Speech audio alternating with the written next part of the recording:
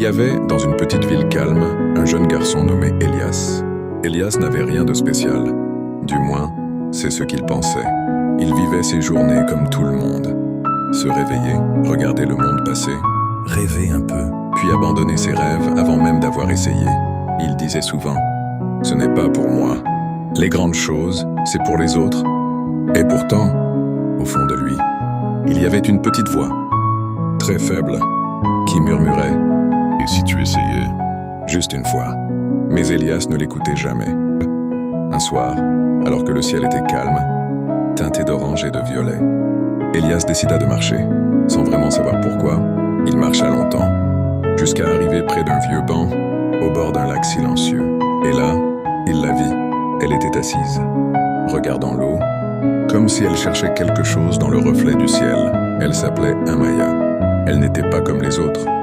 Elle avait ce regard profond, comme si elle comprenait des choses que les autres ne voyaient pas.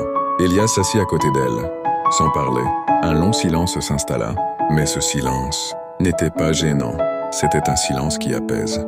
Puis Amaya dit doucement « Tu sais, les gens qui viennent ici, ils cherchent quelque chose. » Elias répondit « Et toi, tu cherches quoi ?»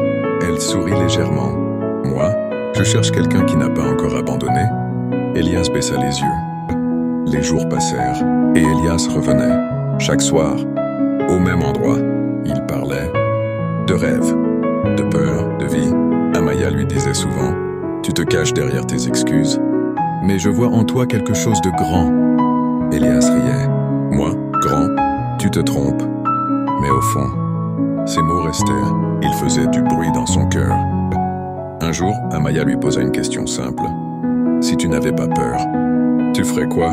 Elias resta silencieux.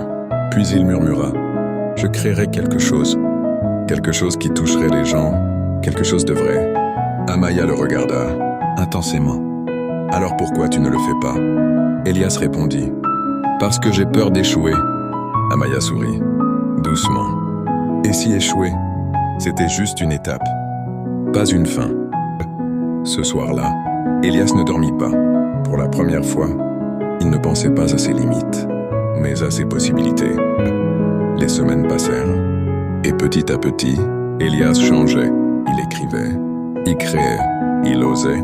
Ce n'était pas parfait, mais c'était réel. Et chaque fois qu'il doutait, il repensait à Amaya, à ses mots, à son regard.